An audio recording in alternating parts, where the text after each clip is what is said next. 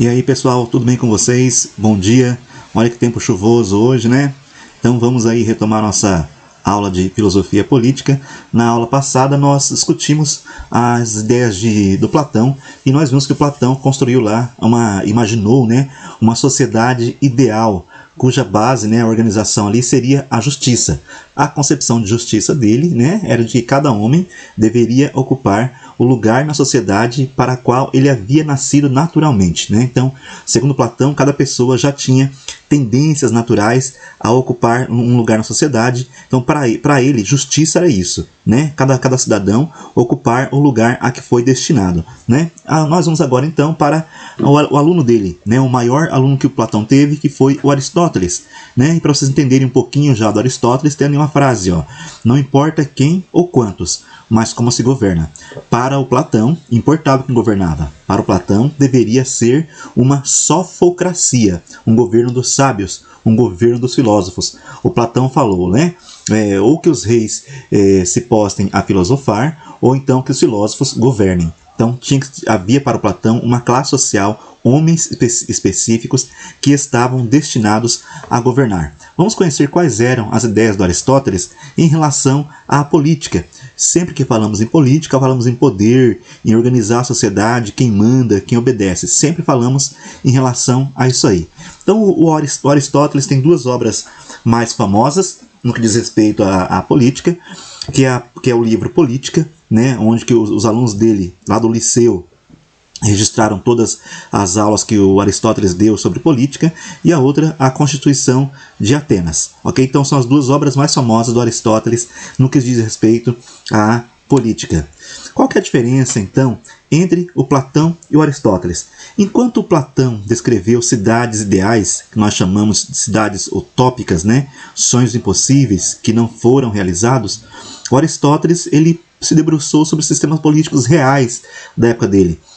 Pelo que nós sabemos, o Aristóteles chegou a estudar mais de 200 constituições das cidades gregas ali, né? Quando falamos Constituição, são as leis que essas cidades da Grécia tinham. O Aristóteles estudou mais de 200 e poucas constituições, ok? Há uma lenda aí de que o Platão chamava o Aristóteles de rato de biblioteca, que ele era um nerd, que ele estudava muito. A imagem ao lado ali mostra o Aristóteles e o Platão.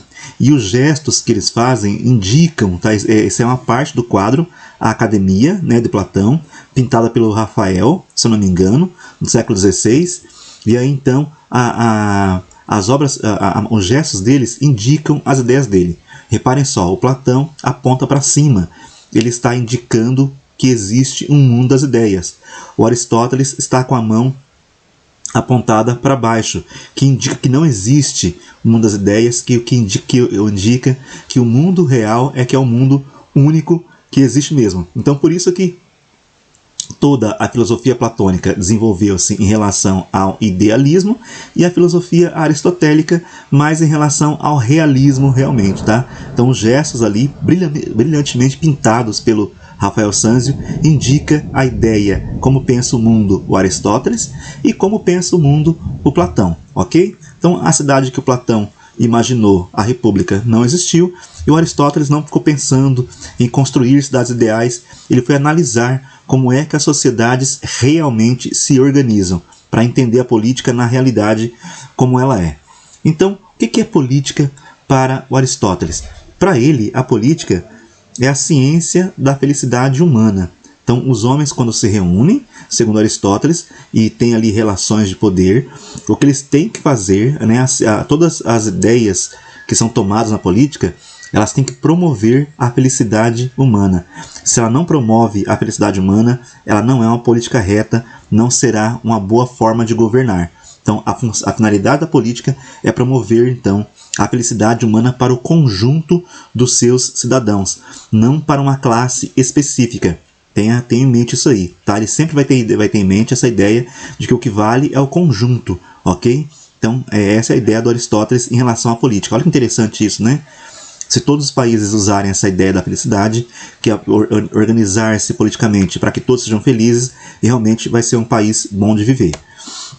Então, quem deve exercer o poder segundo Aristóteles. Então ele vai dizer o seguinte, ó, não importa, ok? Quem vai exercer o poder.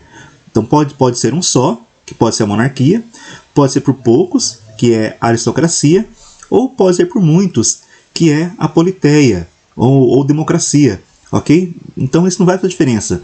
Para o Platão fazia diferença quem governava, deveriam ser os sábios. Agora para o Aristóteles, não importa quem governa, mas como é que ele governa e para quem ele governa. Então reparem só que o Aristóteles está brilhantemente, né, descrevendo aí o nosso mundo já real, realmente, da política. Vamos continuar ali. Então, se esses governos aí, de poucos ou de muitos, têm como objetivo o bem comum do conjunto da sociedade, aí então ele vai dizer, ó, nós podemos chamar isso aí de constituições retas. Retas quer dizer corretas, tá? Ou puras. Então, quando um governo, não importa se é um só, se são alguns poucos ou se são muitos, se esses que governam têm por objetivo pensar em todas as classes sociais, né, pensar no conjunto da sociedade, aí então vão ser governos legítimos. Agora, se os poderes forem exercidos para satisfazer o interesse privado de um só, né, do tirano, de um grupo, da oligarquia, como era aqui no Brasil, lá na República Velha, que vocês aprenderam lá no 9º ano, né, que a oligarquia cafeeira pensava só nela e empobrecia o resto da população, né, então também não dá certo. Ou se pensar apenas só nos pobres e não na classe média e nos ricos, também, segundo Aristóteles, essa constituição, então, ela vai estar desvirtuada, está depravada, ela não é uma boa constituição, não é uma boa forma de governo. Então, quem vai governar não interessa. O que interessa é pensar no bem comum de todo o conjunto da sociedade, ok? Então tá ali, ó, segundo Aristóteles, como os governos se degeneram. Lá no Platão, né, ela se degenerava de cima para baixo, ok? Agora repare que aqui, ó, é horizontalmente. Então, bons regimes políticos, a monarquia é o governo de um só, mas que pensa no bem comum. Agora, se é um só, a tirania que pensa somente no bem do governante, então vai ser um regime político degenerado. Degenerado é ruim, é que não presta, tá? Ok, galera? Então, a aristocracia é o governo de alguns, mas esses alguns governam pensando no bem comum. Agora, se é uma oligarquia, né, que considera só os bens dos ricos, é uma forma de governo degenerada. O Brasil era totalmente degenerado quando a oligarquia cafeeira, né, as oligarquias do Brasil aí, mandavam no país e pensavam só neles. E a politeia, são muitos, é a cidade toda, né, que governam considerando o bem comum. Agora, a democracia é quando pensa só nos pobres. Então, segundo Aristóteles, isso aí não é bom. Perceberam então que para o Aristóteles as pessoas não nascem com o dom, como lá dizia o Platão, não nasce naturalmente bom para alguma coisa? Tudo depende de como você vai governar? Então reparem aí na diferença então que tem do Aristóteles em relação ao Platão, né? O que o Aristóteles então pensa da democracia? O Aristóteles até aceita, né? Como a gente viu lá, se for uma politeia, se for muitos pensando no conjunto da sociedade, até pode ser. Mas assim como Platão, ele tem uma preocupação, né? Que a democracia está sujeita à influência daqueles líderes que chamamos de demagogos, né, que são aqueles líderes que enganam a sociedade, que mentem e que conseguem, né, com a sua oratória, conduzir a sociedade, o país, o Estado para um mau caminho. Né? E esse demagogo, então, aí incita o povo contra aqueles que possuem bens, né, causando tentativas revolucionárias. Então, para impedir que hajam revoluções, a elite, então, vai lá e dá golpe, né, para manter a ordem. Então, olha só como o Aristóteles está descrevendo o mundo atual agora, né? Estamos vivendo um momento de polarização. Então, para ele, a polarização é estabelecida pelo conflito entre interesses contrários, o dos pobres, pró-democráticos, e o dos ricos, que são a favor da oligarquia. Então, quando os pobres só pensarem neles e os ricos só pensarem neles, então vão surgir interesses contrários, vai surgir uma desordem na sociedade. Essa desordem, né, é resultado de uma polarização, e então, para acabar com isso aí, vai surgir um tirano, um demagogo, que vai dar um golpe para impor uma ordem na sociedade. Então, um tirano não é uma boa forma de governo.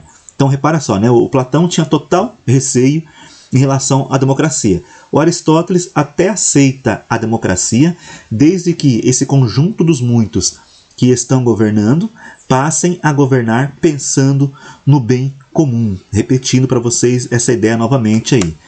Então, como um governo pode ser estável segundo Aristóteles? Eu não gosto de pôr textão nos slides, mas aqui com as ideias do Aristóteles eu sou obrigado a pôr, né? Então, para que tenhamos uma sociedade estável, ele considera então, olha ali que interessante, ó, que o regime mais adequado é um misto que equilibre, onde haja equilíbrio. Vocês se lembram lá que na Ética, né, o Aristóteles falava que os extremos são ruins. Tanto a falta quanto o excesso são caminhos ruins, né? Mas que o caminho do meio era o correto. Politicamente também é isso aí, né? Equilibrar o interesse dos ricos com o interesse dos mais pobres, uma sociedade em que haja mediania, né? Então tem que ter aí uma grande classe média, né? Para evitar que haja conflitos, para dar estabilidade à sociedade. Então, para ele, então, né, quem deveria governar são aquelas pessoas que possuíam alguns bens, tá, para poder entender certinho como funciona a sociedade, tá? E aí então os pobres poderiam orientar, ajudar os ricos a governarem aí, ok? Beleza? Então essa é a ideia do Aristóteles. Não pode ser extremo. Os extremos não funcionam. Sempre tem que ser o meio. Agora relembrem lá, não sei se fazer para vocês um vídeo que mostra como que é a vida na Dinamarca e na Noruega. São os países lá da Europa, ok? Assistam lá. São países em que não há muita diferença entre os ricos e os pobres. Eu vou colocar no link aqui abaixo na descrição o link para vocês assistirem uma matéria sobre a Dinamarca. Vocês vão ver que na Dinamarca lá, a diferença entre o salário do mais rico e do mais pobre ela é mínima. E a Dinamarca é um país fantástico de se viver. Tá? Tanto a Dinamarca, a Noruega, a Suécia, tá? Não há muita diferença entre ricos e os pobres, ok? Então, ou seja, o Aristóteles, lá no século 3, 4 a.C., já estava dizendo como seria um governo ideal. Basta seguirmos essas ideias do Aristóteles. Então, segundo Aristóteles, aqui um conceito importante dele, nós somos animais políticos. Então, e para ele, a polis, a cidade, é o ambiente adequado ao desenvolvimento de todas as qualidades humanas. E ali está a frase importante, ó. E como o homem é, por natureza, um animal político, está lá em grego, zoon politikon, a associação nossa, ela é natural. Naturalmente nós buscamos viver, segundo o Aristóteles, naturalmente nós convivemos, porque é uma necessidade natural nossa viver em grupo. Então, alguns autores da filosofia vão dizer não. Os homens se reúnem em grupo por um acordo, por uma convenção. O Aristóteles vai dizer não, é por natureza humana. Né? O homem precisa estar junto do outro para que ele se sinta humano. Então, na busca do bem, o homem forma a comunidade que se organiza pela distribuição de tarefas especializadas. Né? Cada um vai desenvolver a sua habilidade ali, vai desenvolver habilidade para poder ajudar os outros, ok? Então Aristóteles entendia que o homem nascia para viver em sociedade e por isso não poderia da sociedade então se isentar. Olha só que interessante, né?